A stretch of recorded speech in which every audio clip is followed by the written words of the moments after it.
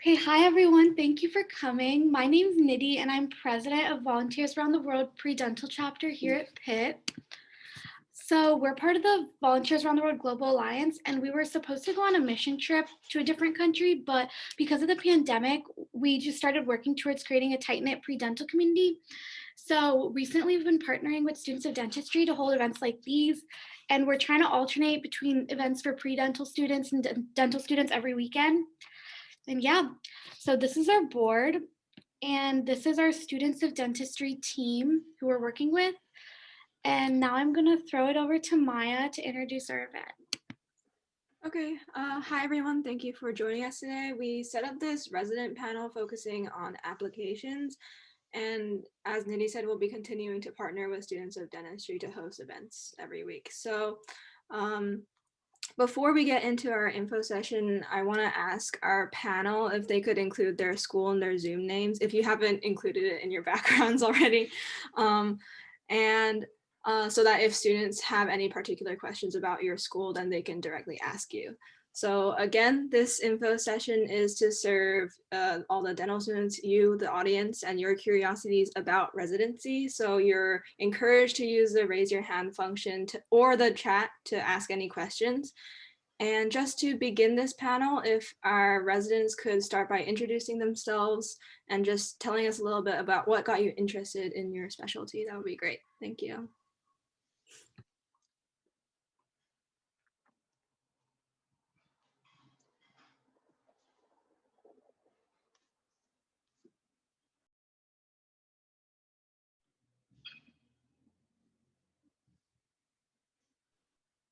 Jessica, Laurel, if you guys like to go first. Sure, I'll go first. Hi, everyone. I'm Jessica. I'm a first-year perio and Doctor of Medical Sciences candidate in oral biology at Harvard School of Dental Medicine. I was really lucky in dental school. I had a lot of great influences and early exposure to periodontology. So I pretty much knew that I wanted to specialize in perio like the first quarter of dental school.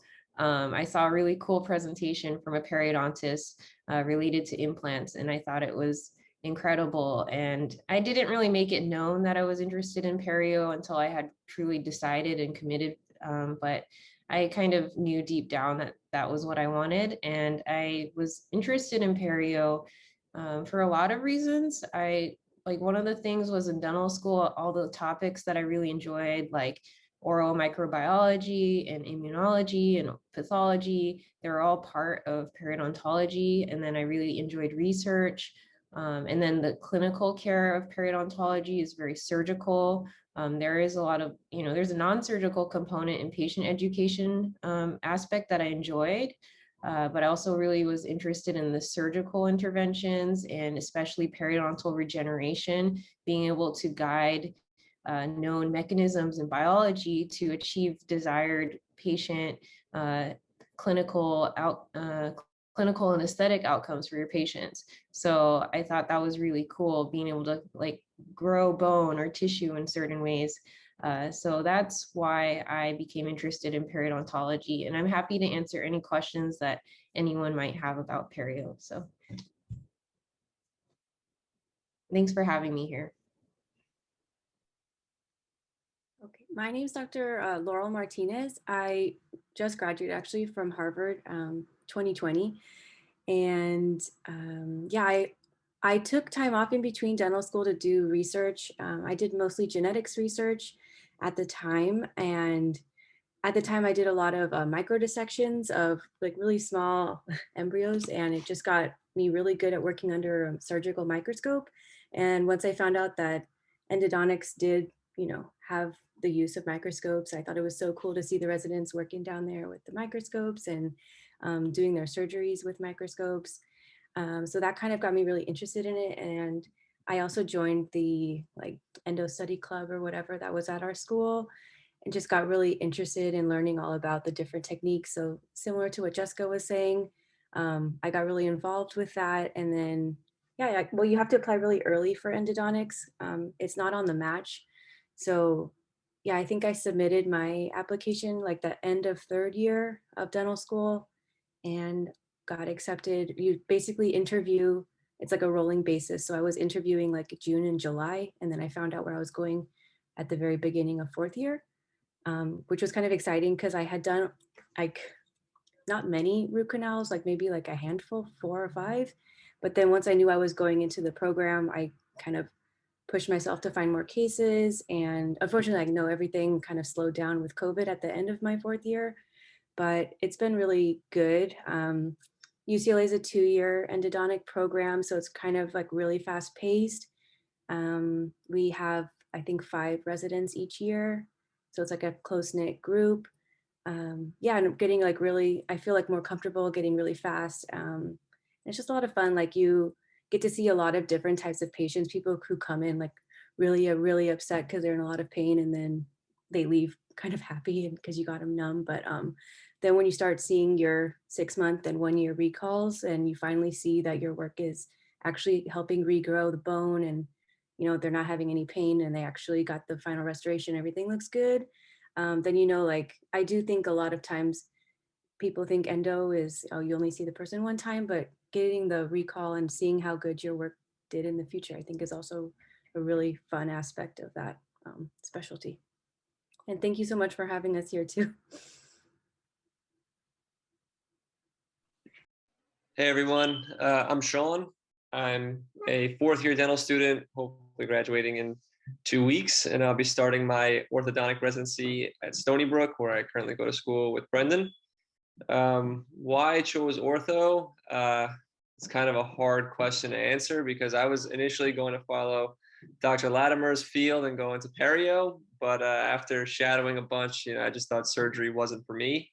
So I would hang around the ortho clinic a lot, and I shadowed the residents, and I just found that it was, I found it the most engaging, most stimulating for myself. I know a lot of people don't agree, but that was, talking with patients. I like the patient pool. I like talking about forces, treatment planning. I actually like bending wire, making appliances, even though my future co-residents tell me I'm gonna regret saying that. I've made appliances for our pediatric patients for my classmates. I volunteered to do that for them. So it's something I really enjoyed. And yeah, I'm going to be really excited to be one of 3 next year at Stony Brook. So it's going to be a lot of fun. Looking forward to it.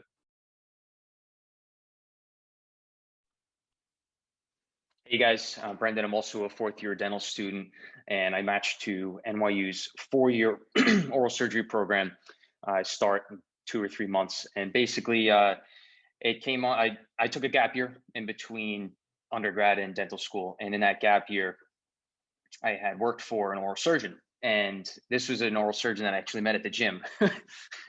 And he went there with a couple of his friends who were also dentists, and I shouted all of them, and I was just kind of like, I like what this guy does. I kind of want to do this. And I started dental school and just kind of went through it, always pretty much knowing I wanted to do oral surgery, and it worked out. And Dr. Martinez, actually, you had said how it's nice to see patients come out of pain like right away. They come in, you get them numb, and then like, oh, thank you so much. And I definitely, I felt that exact same thing as far as you take the tooth out, you put gauze in there and send them home. But it's funny because I did just a root canal, just 2 root canals. It was number 5, 2 canal premolar, and it was a month or 2 ago. But I'm never going to see the results of that, like to see the bone healing around it for another like 4 or 5 months. But I'm going to graduate, so I don't know. Do I do the awkward? Abigail, hey, how's the tooth looking? Is it everything going well, or did I screw up? But we're here to answer all you guys' questions. We want to make sure you guys have the best application process ahead of you.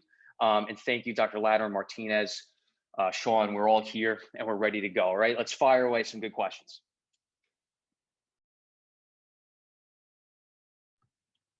All right, since we just introduced sort of why you got interested in your specialty, I guess we can start off with what are the necessary steps or to-dos in order to match into a residency? And I think we can go in alphabetical first name order.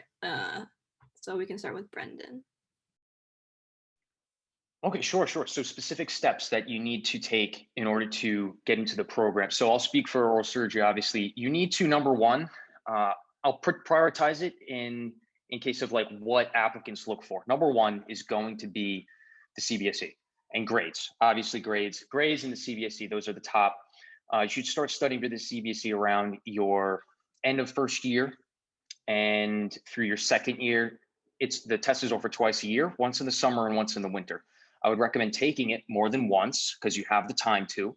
And I would also recommend into the third and fourth things, externships. I would get the CVSE out of the way, get the grades right where they need to be, so then you could focus on the next step.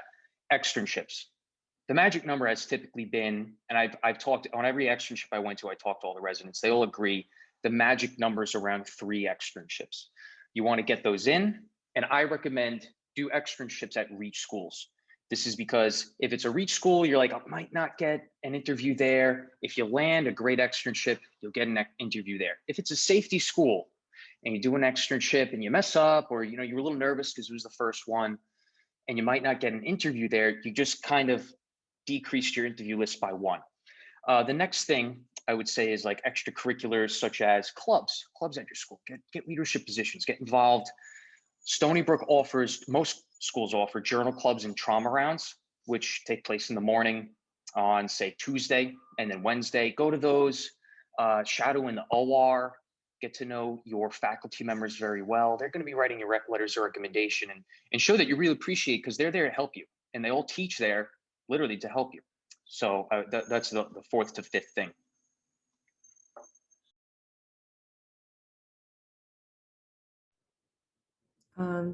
So I can talk about perio, and I noticed someone just asked what is an externship, and so we have externships in perio as well, so I could answer that. And there's a little bit of a difference between OMFS externships and perio externships. I think that, and Brendan can correct me if I'm wrong, but OMFS externships are a little bit more necessary. I think that they tend to be more encouraged, and like you said, you need around 3. You can go to more or less if you have the time and the funds to be able to travel. I guess maybe not now with COVID, but in regards to perio, externships are also helpful, but I don't think they're necessarily as crucial.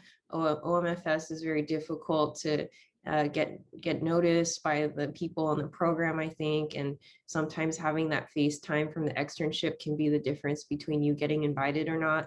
But as you also said, it's a double-edged sword. If you do poorly in your externship, they're not going to invite you to interview. And the same sort of goes for perio. And since it's less expected in perio, I think sometimes, depending on the situation, unless it's like a reach school that you really want to go to and you really hope to show your face to the program, you don't necessarily have to extern. And sometimes you just don't have time. Like I wasn't able to extern at Harvard, but I really wanted to attend this program. And I made my intentions known to the program director, and I showed him that I really was highly interested in attending this residency program. And I think for perio, it could sort of go either way, but it never hurts to have a few externships on your CV. I think it looks nice and it shows your motivation and that you've gotten more exposure. And in some ways it can kind of signal to other schools like, okay, this is a desirable candidate. This person has been to this school and that school. And there's a little bit of competition between the programs too, to get the best potential residents. In terms of requirements for perio, there's not as many requirements like there are for, like OMFS has a very specific test that you have to take. But for perio, there's no test that you take that's required. So there might be a few schools that require the ADAT, but it's not really common. I would say maybe just a few schools, but it's definitely not the norm. So I don't think it's necessary to take the ADAT. I did not take it, and it's the advanced dental admissions test, I think. So it's like the pre-doctoral version of the DAT. And I would say most important things are just your experience in dental school. For the pre-dental students here, if you're interested in specializing later on, I would think about how the dental school you attend can set you up for a residency later. So say you're really interested in perio. If you go to a school that doesn't have a perio program, you'll lose a lot of opportunities to have exposure to that specialty and potentially do research with periodontists.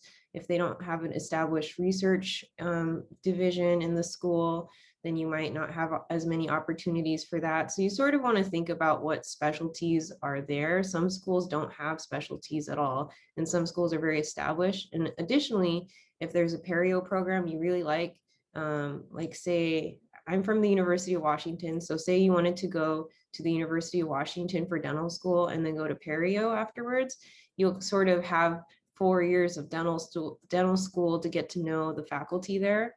For perio, CV wise, research is usually a really valuable component to have in your application. It's not required necessarily, but perio is just such a research based field, I think, that it's to be competitive, I would highly recommend gaining research experience.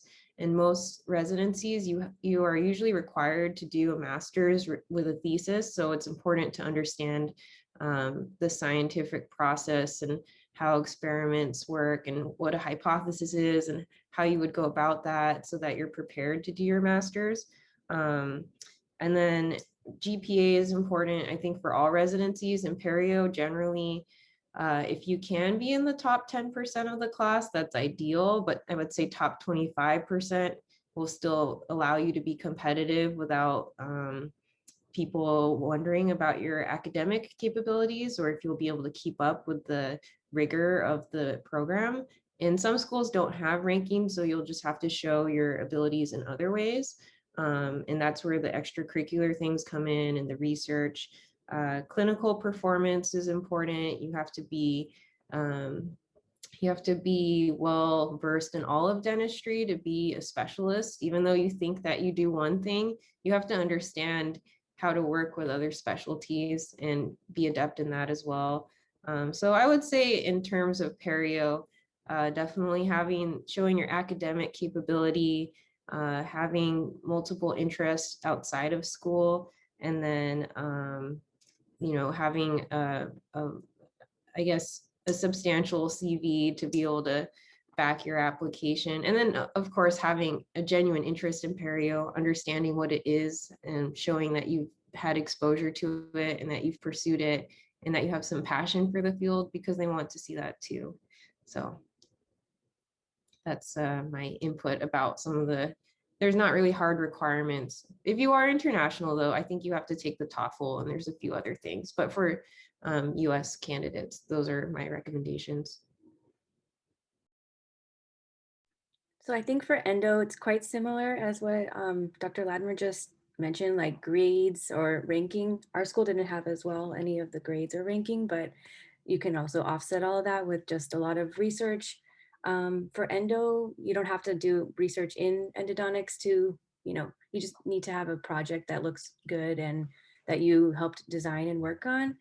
And also, of course, being involved in the study group or journal club or whatever your school has. And then what's becoming more and more common now to be required is the ADAT. So that's like 100% you need to have it for most of the competitive programs. And the ADAT's only available to take, I believe, between March and June, or like there's a few months in the year that you can take it.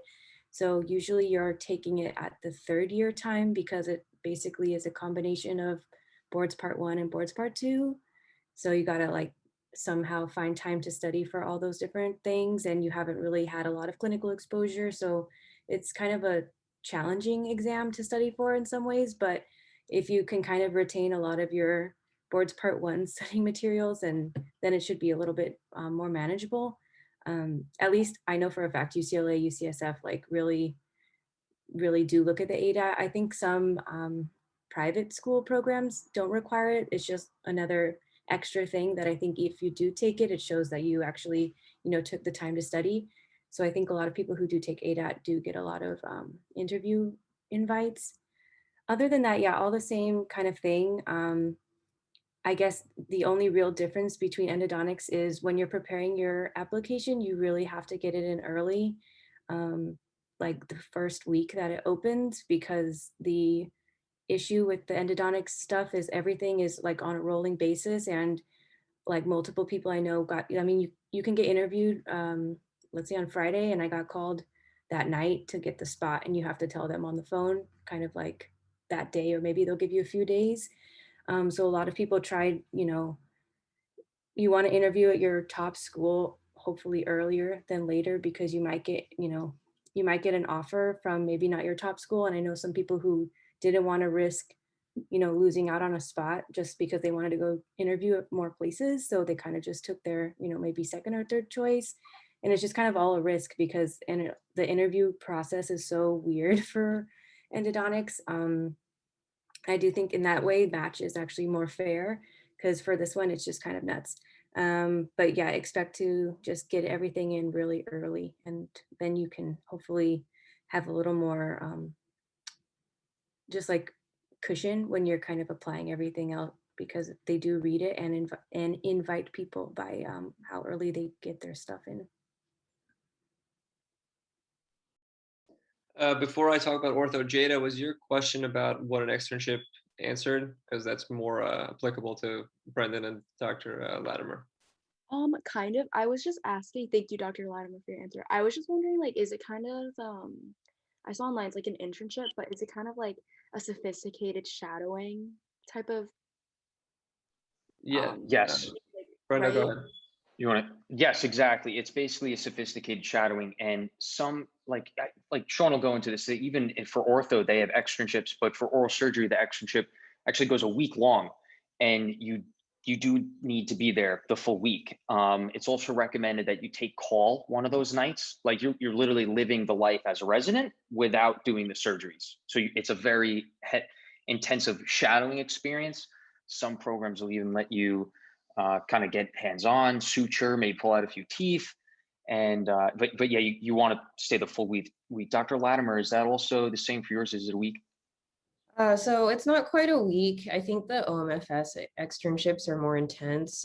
Usually for perio, it varies on the school. Some schools will ask you to just come in for a day, and it's you just follow the residents around in clinic, observe, you attend some of their classes, and then usually at the end of the day, they'll schedule little mini meetings with the faculty and at least an exit interview with the program director. So you have some, dedicated face time.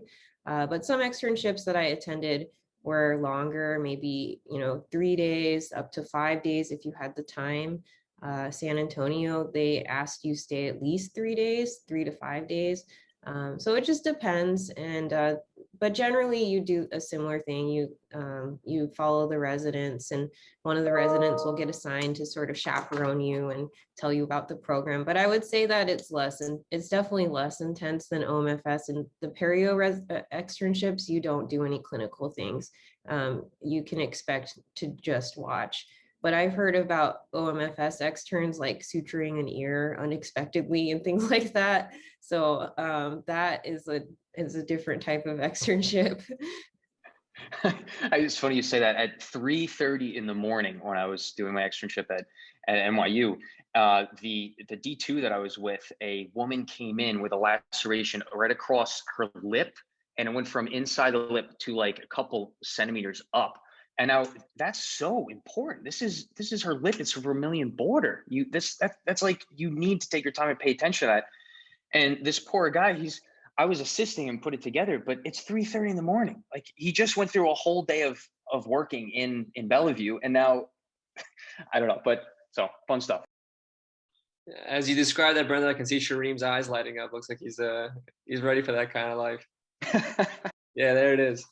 So just to continue off the externship thing really quick, for ortho, I've only heard of one person do one externship. They don't really offer them for ortho, and if you do, I looked into it, it was for half a day. It wasn't even a full day. It was just like up until lunch, and you just kind of shadow them for a day. You just kind of hang out with the residents and ask questions.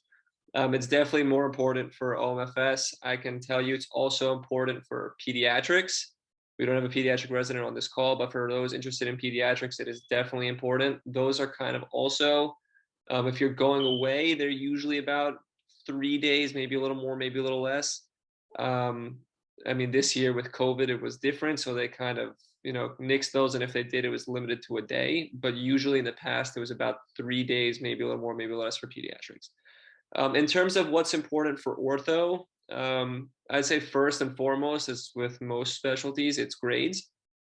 But I would, I think for ortho, it is a little more heavily weighed on because, for omfs, there's a CBSE and, there are other ways of, examining students, but for ortho, it's pretty grade heavy. I wouldn't say it's the make all break all, but just from this past cycle, students that had better grades had more interviews. And I'm not talking about myself, I'm talking about my classmates. You could see who had better grades, and those are the ones that got more interviews because they worked hard for it. The GRE is something that comes up a lot with ortho. I wouldn't go crazy for it. The GRE is something that they use for most schools to gain admissions into their master's program. So you can get an MS in oral biology, which is offered at most schools. So they kind of need something on file for you to be admitted into the school. It's not really something that they're looking at. I know for Stony Brook personally, they don't even look at the GRE.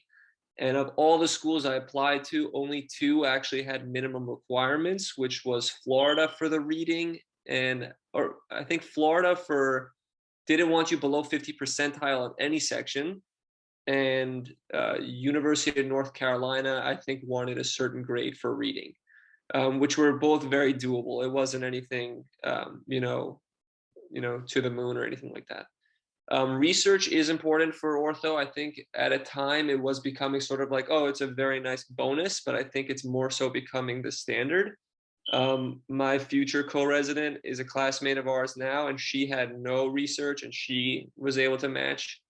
But I think most applicants do have some form of research that is, published. And if you can get it in the field of ortho, even better. And to go off of the externship thing one more time, it's more so for ortho. I think shadowing is very important. And if your school has an ortho program, showing face in the ortho program, going and shadowing doctors around you and getting to know where they went to school is important, not only to build connections, but because ortho is not something in clinic that you can do. We do endo, we do perio, well, we do limited endo, we do perio, we do limited OS, we do prost, but we don't really do ortho just by the nature of its, the time frame just takes too long. We can't really treat patients orthodontically. So going out of your way to be involved in the field and showing that you care, shadowing other doctors, shadowing in the residency clinic if your school has that. Stony Brook does offer a orthodontic lab where we do make appliances. So hanging around there with the residents and with the faculty was important for us in building those connections. So yeah, I would, if those were the things I limited to, it's really grades, research, and shadowing. GRE, the higher you get, the better, but I wouldn't go crazy for it. I studied for about a week to 10 days. So, that's about it. And Sean, real quick question in the chat from Annalise. How many years does it take to specialize in orthodontics? It's funny you say that because I had the chat pulled up and I completely ignored it. So most ortho programs are 3 years, and most ortho programs are tuition based. So you're considered a student. You're not considered a resident in that sense. Whereas for most other programs, you get paid. For other specialties, you get paid a stipend. Not for most ortho programs. There are very select few which are very competitive that are you're salary based, so you do get paid, and there are certain programs which are more competitive that are 2 years instead of 3 years. So if you have the grades for it and you have the application for it, by all means apply and shoot for the moon. I personally didn't have those grades, so I didn't really go for those programs, but yes, they range from 2 to 3 years, mostly around 3 years. That's probably a good touch where we can all answer the question of how many years are each of our specialty residency programs. Oral surgery is either 4 or 6. The 6th year has an extra 2 years because you get the MD. Perio is usually 3 years, but I actually am in a 4-year program. So some perio programs, you can do a different type of joint degree. And so instead of a master's level research degree in oral biology, I'm doing a doctorate level. And it's something that's only offered at Harvard called the Doctorate of Medical Sciences. So it's an additional year and it's considered a PhD equivalent. So you can apply for NIH funding if you're interested in research competitively with a DMSC. So I'm doing a 4-year program, but most perio programs are 3, unless you do like a joint perio pros or perio ortho like at Penn. Those would be longer. I'd say for endo, there's a good mix between 2 and 3 years. And I think the majority of those that have 3 years, you have to get the master's. And I think that's why they kind of do it that way. What else was I think that was it of the question, but yeah, I'm at a 2-year, so I don't really, and we don't need to do a master's at all. Actually, this is a good point to also mention. Our sponsor is the account omfs. His name is Pulak. He's a 6-year oral surgery resident at UNC. He was planning to be on, but he said he had just started his vascular rotation. He was trying to be on. He said it was an if, a maybe, but nonetheless, he's our sponsor. I just ordered some of his caps this week, his surgical caps. I thought they were pretty cool. They got his cute little logo on the side there. And so, yeah. Brenda, you have a question in the chat. How does the ADAT differ from the CBSE? The CBSE is a oral surgery specific geared exam. It's made by shortening the step 1 exam into just 200 questions. It takes about 5 to 6 hours, and it's 2 blocks of 100 questions each. You get about a 30-minute break in between. The ADAT, I'm very unfamiliar with. I didn't take the ADAT. I took the NBDE 1 and 2. If someone wants to touch on the ADAT. Yeah, ADAT, I mean, I don't remember how many hours it was. I think it was probably 5 hours or so exam. And they do break it up into 3 parts. One of it is purely biological sciences. So basically everything you studied for part 1. And then the second part is the clinical sciences, part 2, basically equivalent. I'd say that their questions are a little more difficult than the board exam questions, but there's not a lot of study material for ADAT. So you kind of have to just study all your old board prep stuff. And I know that now it's not boards part 1 and part 2, it's just like the combined boards. So I think probably studying for that will be a little bit easier for you guys who have not taken boards yet. And the third part of the ADAT that I think tends to get people tripped up is there's like a research and data sciences, I think is what it's called, part. But as long as you kind of know basic statistics and how to design a study, what's a hypothesis, all that type of stuff, that one actually, if you have some type of basic science knowledge, it's quite easy to do well on that one.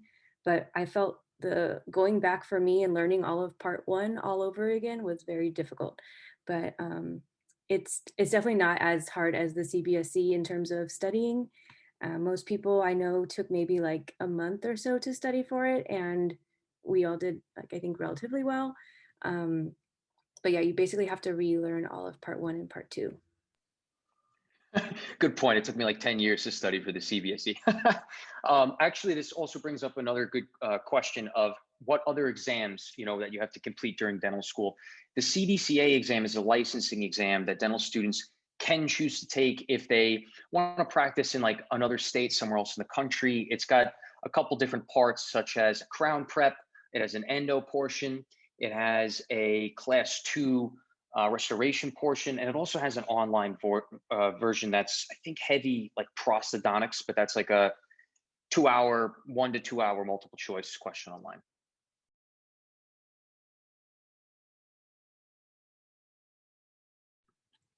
All right, I think it was mentioned earlier that what specialties your dental school does have an impact on how you can get a residency later on. So if by any chance your dental school doesn't have the area you want to specialize in, how hard is it to get the residency you want, or what are some ways to make up for that specialty that your dental school lacks? I can elaborate a little since I mentioned that. So I guess I don't want to discourage you from going to certain schools either, just by the way. Like if they don't have an oral surgery program, but that's your dream, it's not the end of the road or anything. And I would say, just as we've all mentioned, all the different extracurricular things that you can do to show your interest, like shadowing, going on externships, maybe you could start a interest group if your school doesn't already have one. At the University of Washington, we actually didn't have a perio interest group. So even though we had a strong legacy of perio and lots of opportunities, I wanted to organize students that were, shared a common interest in this specialty so we could help each other. And so you could start your own club, volunteer, do dental outreach, as long as you do things that you're genuinely passionate about and interested in, and that can kind of, support your overall journey and show your interest in the specialty. I think that there's still lots of opportunities. You just have to have the initiative to do it. And then, of course, at any dental school that you're at, making sure that you really understand dentistry and that you work on yourself as a clinician. And you can do that anywhere, even if there's specialty programs or not.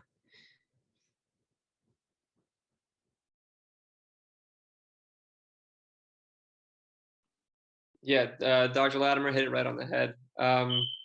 Just going out of your way, if that's the case, I think it can actually show that you're really interested by making sure that you do get that experience by going out of your way to shadow, to get externships, to start that study club at your school. Just because there might not be an oral surgeon at your school per se, there are plenty of, let's say, general dentists that are really interested in oral surgery themselves and do take on oral surgery cases. So there are plenty of ways to discuss that. I'm sure the same goes for endo. There are a lot of general dentists that do love doing endo, so there's no shortage of ways to discuss that. But yeah, Dr. Latimer nailed it. It looks like there's a question on the chat here. Can we speak on personal statements in terms of length, story, and focus, and our CVs?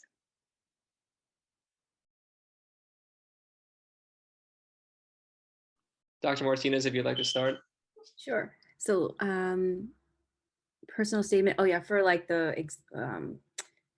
application, I know that a lot of them have the main application that's the same, and then a lot of schools will, at least for us, we had the supplemental applications. So I just remember making my main application statement very general. Why did I want to do endo, and then how my background in research and everything else I've done, how that supports my desire to become an endodontist. And then for the supplemental essay, I really dug into each school that I really wanted to go to and kind of highlighted, I knew which schools were really research heavy. I knew which schools really liked certain different things about their program that were unique, just because I kind of went out and I had a lot of friends at different programs, or I just, met them at different conferences and got to ask and learn about the programs. So if you can tailor your personal statement for that school, it really does help.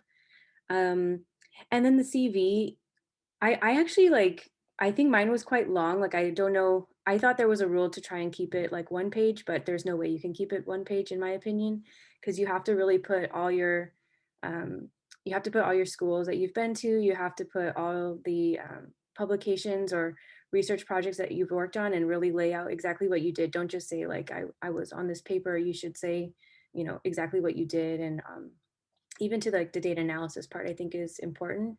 And then I also included all my, extracurricular, being part of the club type stuff. And also any volunteering things that you're doing, even being a part of this, if you have a leadership position, any type of stuff I would put in and show that you have an active role.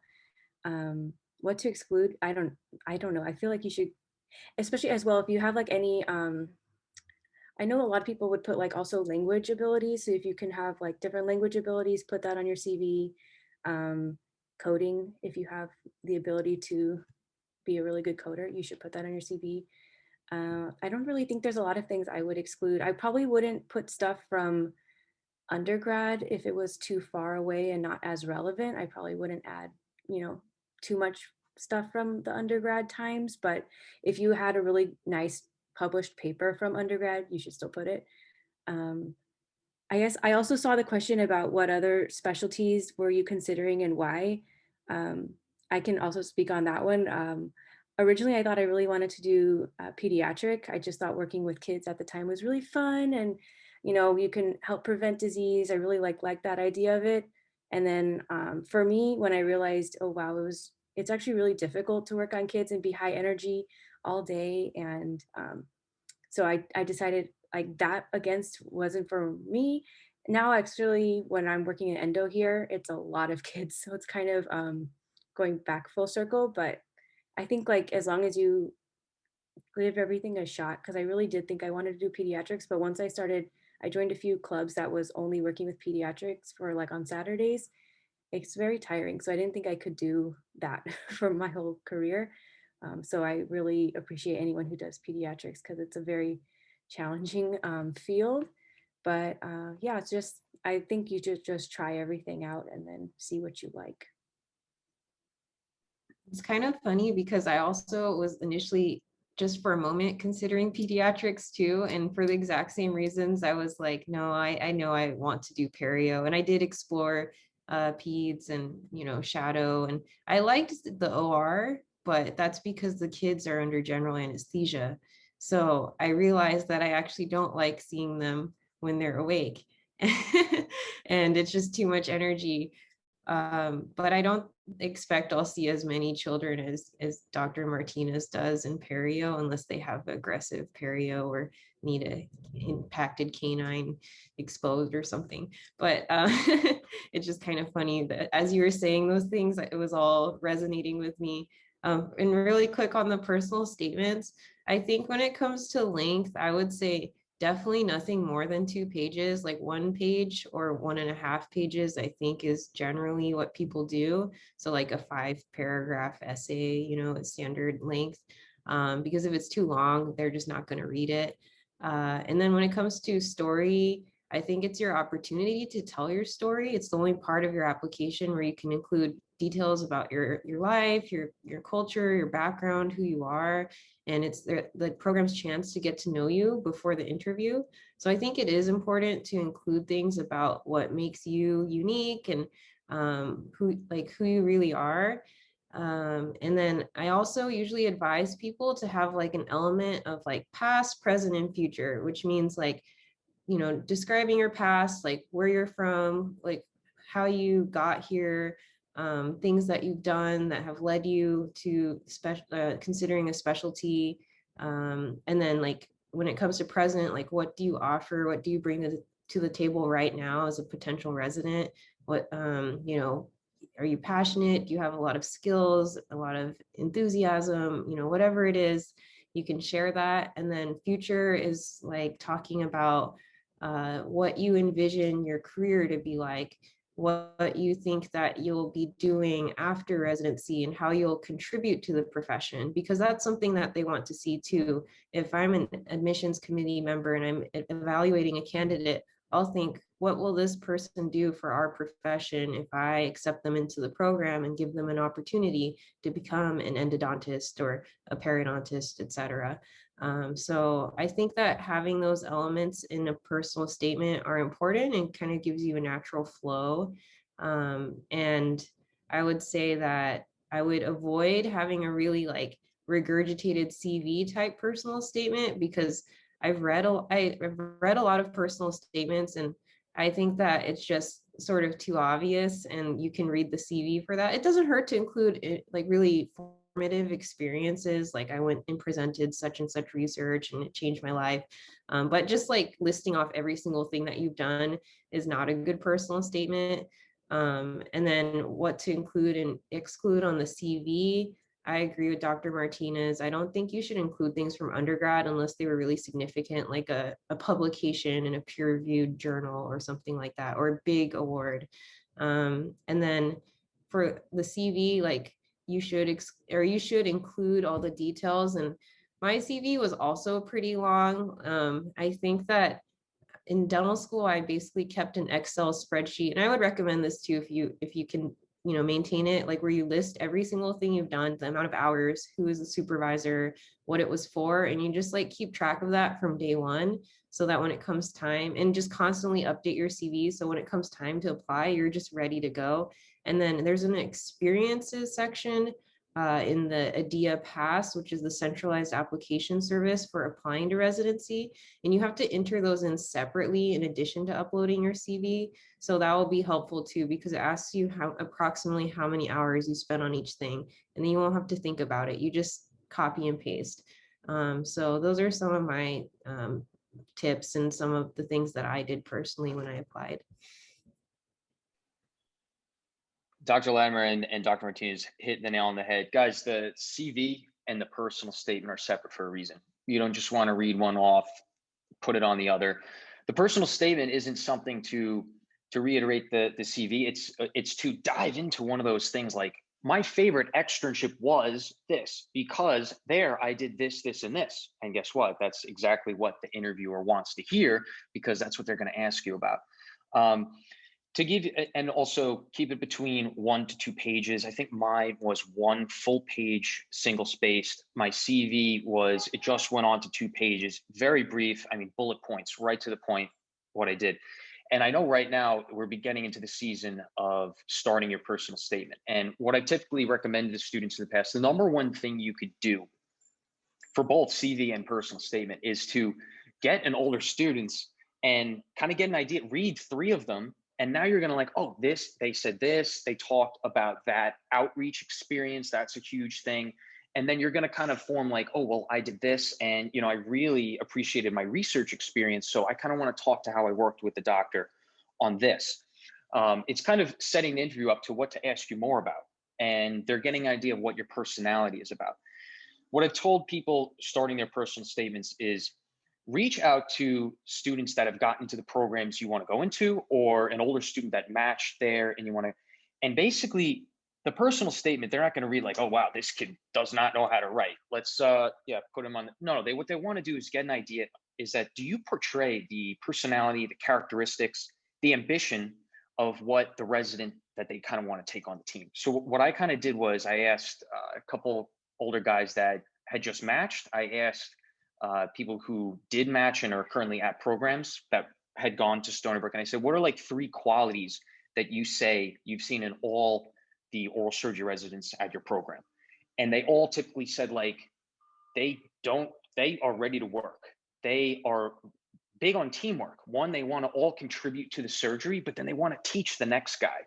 So, and then a couple more, right? Get an idea of things and then start to think of, all right, what's an experience where I really led a team, but also taught a team, right? What do they say? Like, learn one, do one, teach one, whatever. That's something really big, and that'll get you started. Start off in the beginning, just like Dr. Latimer said. Let's talk about your past. Let's set up the environment, talk about the setting that's relatable to the interviewer and relatable to what you're going into, where you came from. And then go into the experiences. Maybe one thing is something that you pick out from your CV that you want to talk about. And then kind of wrap it up in a bow and kind of say like, you know, I'm really trying to get into your program, and I'd be most grateful for this experience. And I'm really looking forward to having an interview with you of some sort.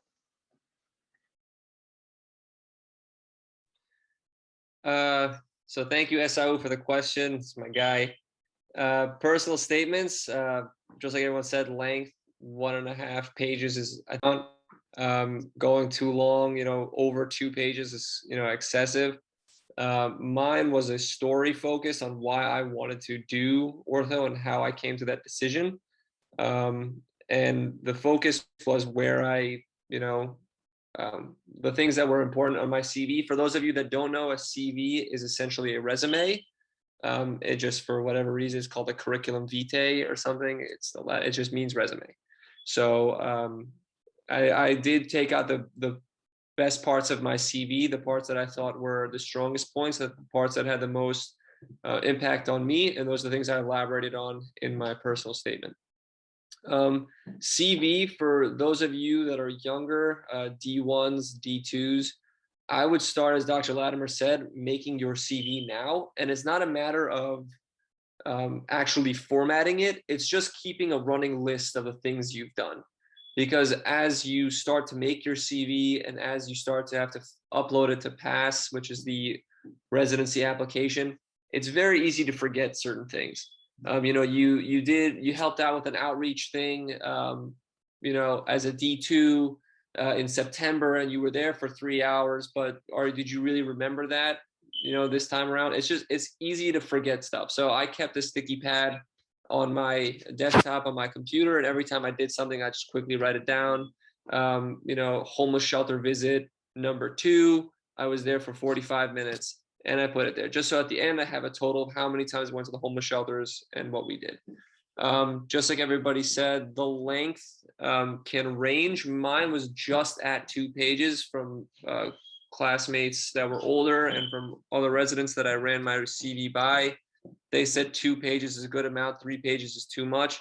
And just like Dr. Martinez said, if you're going into undergrad, it has to be something that's relevant and something that's really important, something that made a difference in your life. If you just did something, I would hate to, reduce something important that you did to say it's not important. But, if you think it's important, that's what you should add. And it's something that you would feel comfortable speaking about in an interview. Don't add things to the CV for the sake of making it longer. Yeah.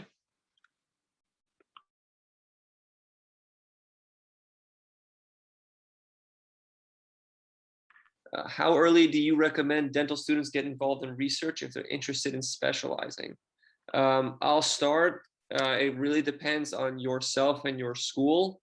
For yourself in terms of, your ability to handle both your schoolwork and research. If you're an undergrad and you have that ability and you have the time, I would never turn down a research opportunity looking back, thinking that it's too early. If you can get involved with it, absolutely, I would recommend it. Yeah, and the same thing goes for dental school. I think if you can jump on it, do it.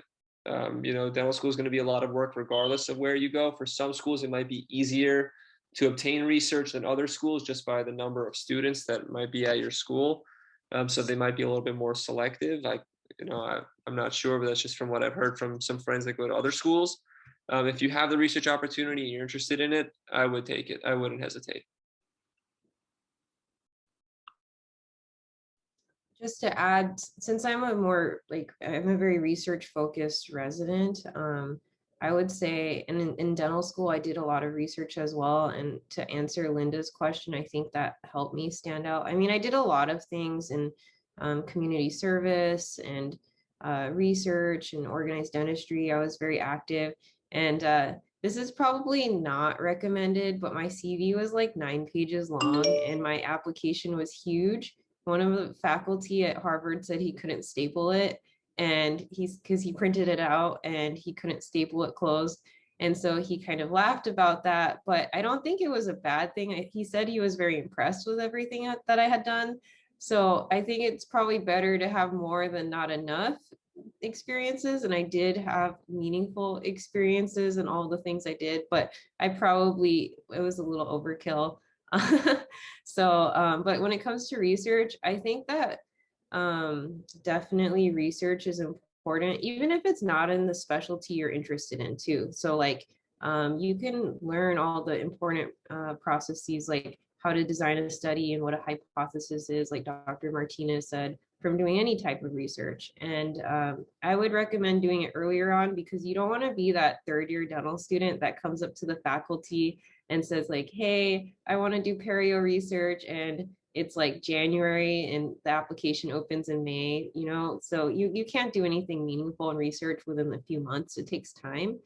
So I would definitely get involved early on so that you can have some meaningful contributions to the project that you're involved in, and maybe even publish a paper by the time you apply.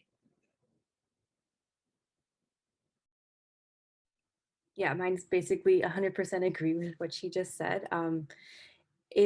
I always felt that getting involved in a project earlier is the best way, because then you can at least, I think a lot of times if you get started at D1 or D2, you have a really good shot of getting a published paper.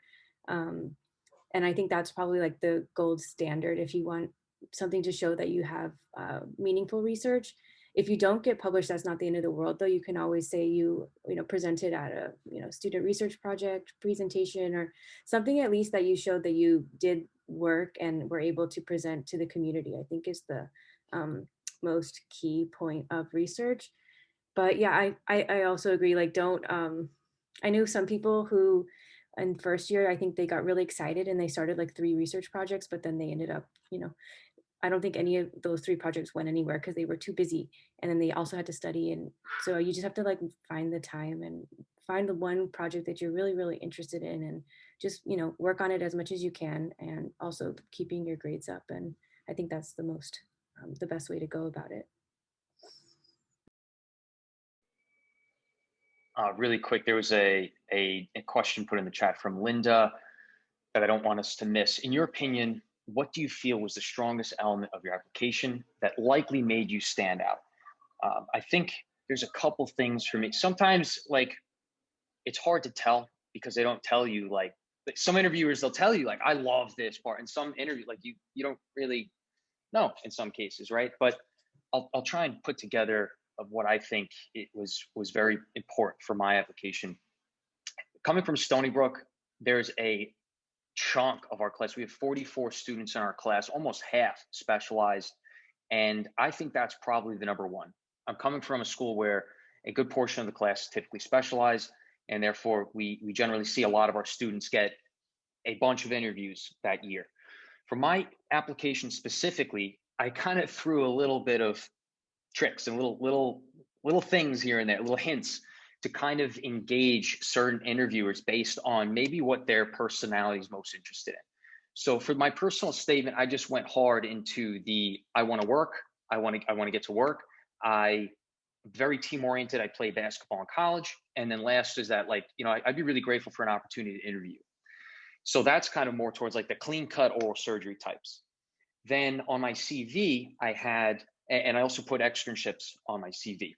Also, there are research type oriented oral surgery attendings, right? So I did research in both undergrad and I did research in dental school.